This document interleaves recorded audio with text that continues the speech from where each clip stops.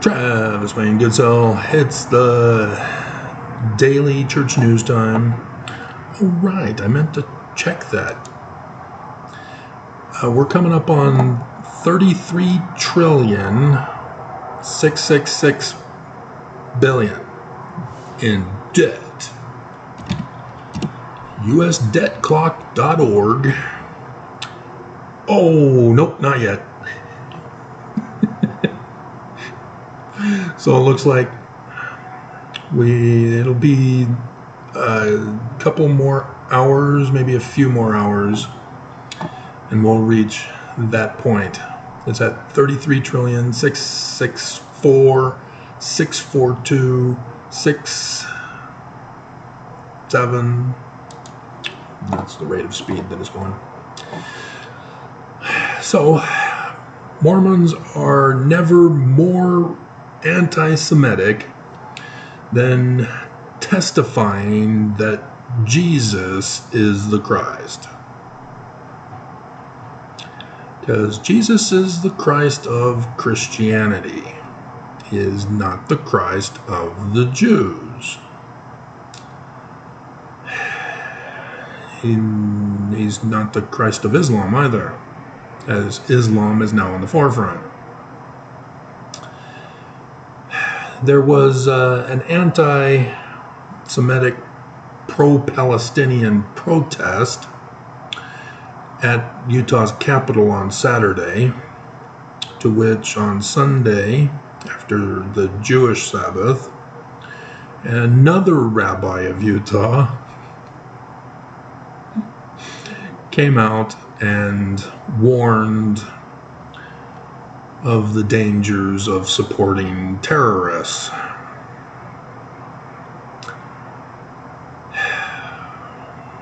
But nobody wants to care. Everybody has made their side, and they've mostly chosen to be the enemy. And so I have a couple of comments before we get into Nelson from the Church News. And one of my followers and regular commenters, until a pro-MAGA comment, he was talking about the evils of a wealthy church that refuses to give to the poor. And so I had another follower who saw the video and read his comment and read my reply. I think I replied, maybe not. But she likewise is upset that the church hoards money and doesn't give to the poor, even though the Church News has an article in which they gave $1 million to a Florida food bank. Why not give food to the 2 typical truckloads of food? And so when you give money to a corporation, even if it's a food bank, they have to pay themselves so that they can continue to run the charity. And the United States allows this. That's why the church is a religion, so that they can practice priestcraft. Section 119. Mormons, you can't ignore this. What do you think paying the priesthood means? And so it was all fine and dandy, and then she put in parentheses, that's what Jesus would do. It's all fun and games to condemn those who neglect the poor until you pull an anti-Semitic comment.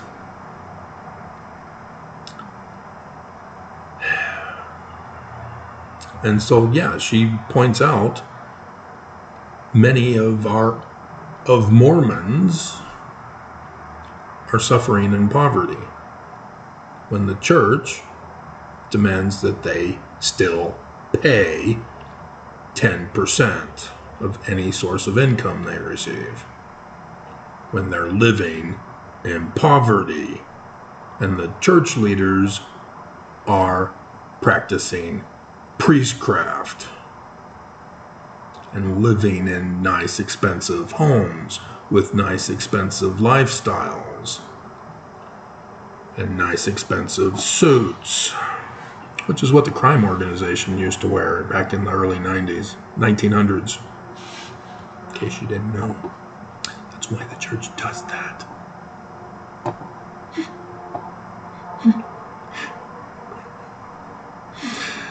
And so then another one is a Trump supporter. You are not allowed on my channel. Trump attempted, and for some part and reason has succeeded in cooing America. They're just making it look like we have hope of restoring America.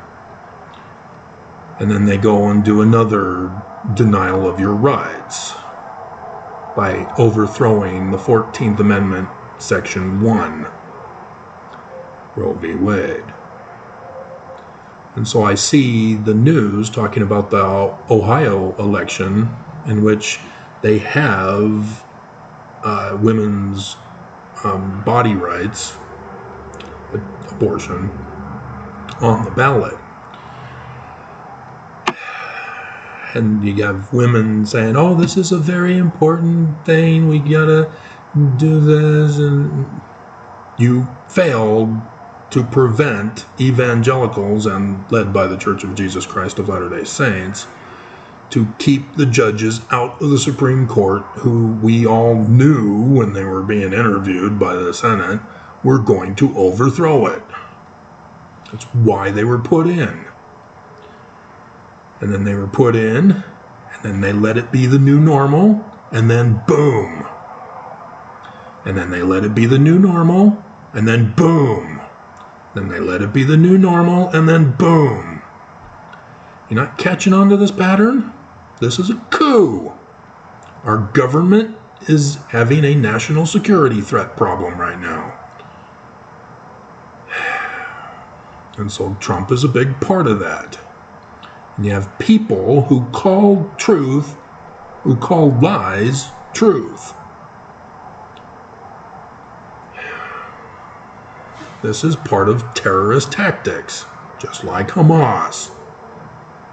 How dare Israel attack us? We have to defend ourselves against Israel.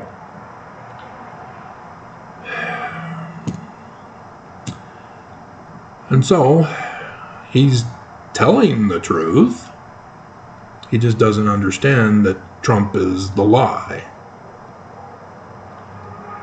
He says truth is hate speech to those who are perishing to hell.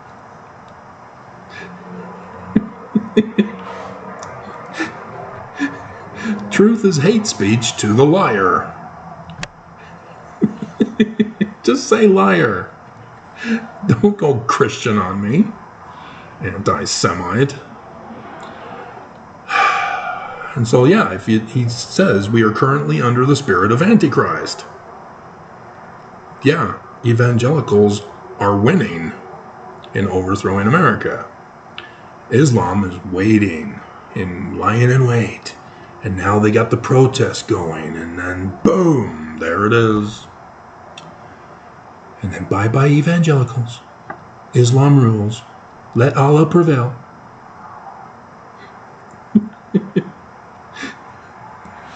The Antichrist are any of those who are against the Jewish Christ. So yes, Christians are Antichrist. Islam are Antichrist.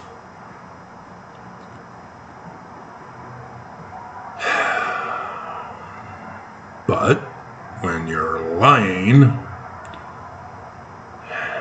you then turn it back on those who tell you the truth and call it hate speech.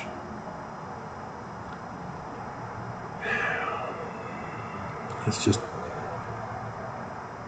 abominable.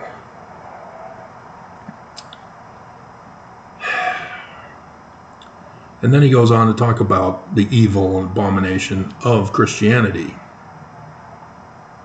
Doesn't refer to Jesus, but that's what he's referring to, because Jesus isn't going to actually physically appear because he's not physically real. So Christians, it's evangelicals who do the work. And when they conquer the government, then they say that Jesus is leading them, that Jesus is now in control. Jesus won the battle of the heathen America, and it's now one nation under Jesus. With Christmas every month of the year. But not Christmas. We gotta say the name. It's Jesus Christmas.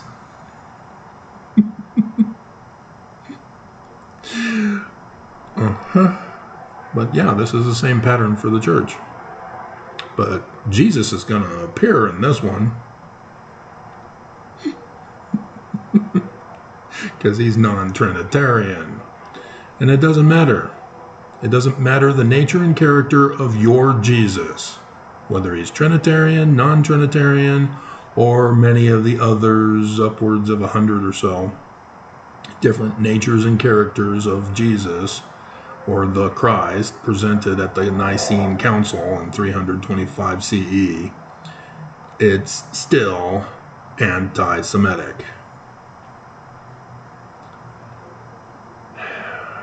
And so if you're confused as a Mormon, but Jesus appeared to Joseph Smith. He restored the gospel to Joseph Smith. And boom, I transitioned to Nelson.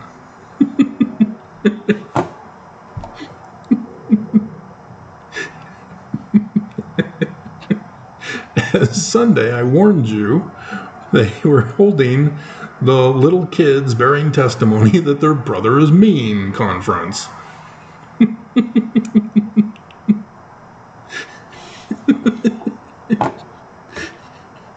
It's a simple gospel teaching. It's in the Bible. There's no need to restore it. It's already in the Bible. And yes, it's in the Book of Mormon too, not just the plagiarized parts of the Bible. It's about turning your faith into reality. Seed without fruit is dead. Faith without works is dead. You need to think of works as the completion, an artwork, a finished art project. That's the doctrine of all Scripture, and it's from the Jews, and it didn't need to be restored. It's always been there. It's even in the Egyptian documents. Everybody knows this doctrine, except for when Constantine created Christianity. All of a sudden, whoop, where is it? Where is it?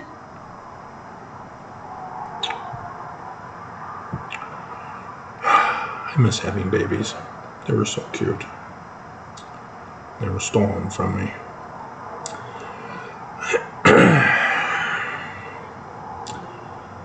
And so Nelson, again, pulls the big lie on Mormons.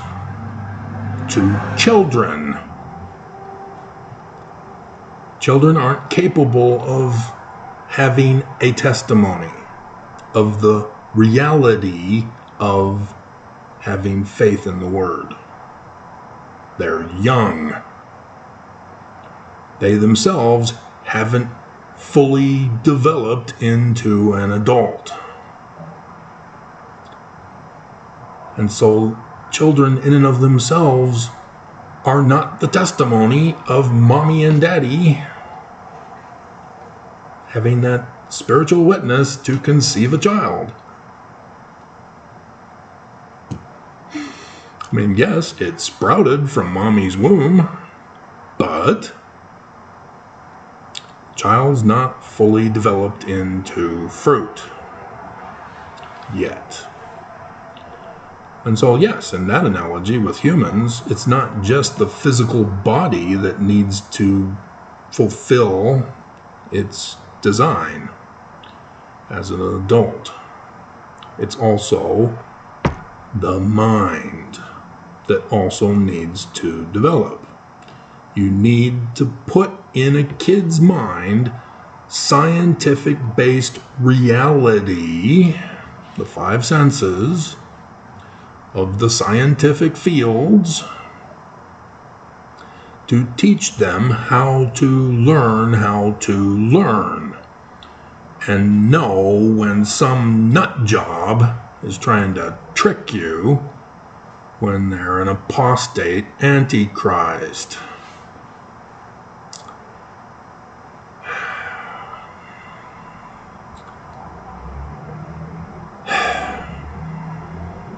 So yes, that was Nelson's little thing, and it was abominable. And so anybody can read the Book of Mormon and understand that it says it's in the learning of the Jews. That means when you see the name Jesus, it doesn't mean he's real, because you don't understand the learning of the Jews. The Church of Jesus Christ of Latter-day Saints won't teach you what the learning of the Jews is. They don't footnote it. They don't have it in their commentaries or their manuals or their lessons. They skip it. They won't talk about it. And so you never know. It's because they're the great and abominable. And that's what all Mormons are brainwashed to miss in the first vision, where supposedly the gospel is restored. And technically, they claim it's when the Book of Mormon was given to Joseph Smith. But again, who came to him? You are not paying attention, and you are not referring to the Joseph Smith papers. It is not Moroni. But the first vision, they're described exactly as Moroni, who is Nephi. And you don't even bother to think, okay, wait a minute. Book of Mormon says it's in the learning of the Jews, language of the Egyptians. And then Lehi has his second vision, which is exactly the same pattern match with Joseph Smith's second vision, in which the sun god at noonday comes to him and gives him a book. Sun god at noonday. Who is that? And you skipped over learning of the Jews, language of the Egyptians. And so, who's the name of the Jewish Christ? Learning of the Jews, Isaiah. You shall call his name Emmanuel, not Jesus. And so, since we have Google search these days, you look up sun god at noonday, Egyptian. Ta-da! Amen. El is God.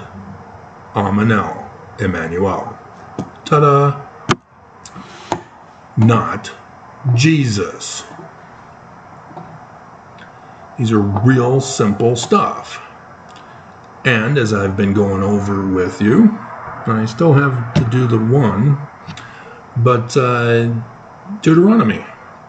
That's the Jewish law. And in the Jewish law, chapter 18, verses 15 through 19, we are told of the Jewish Christ, a man like Moses. So then you go to the second vision of Joseph Smith, and bada book, bada boom, there he is. He takes you to Acts first, though. And so, yes, Book of Mormon, learning of the Jews. We would expect to find that in the Book of Mormon, since it comes from the law of the Jews. Sure enough, 3 Nephi 20:23.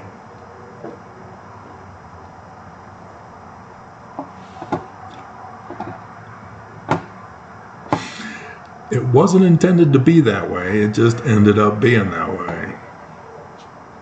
So, there you go. Come home, missionaries. Come home. It's over.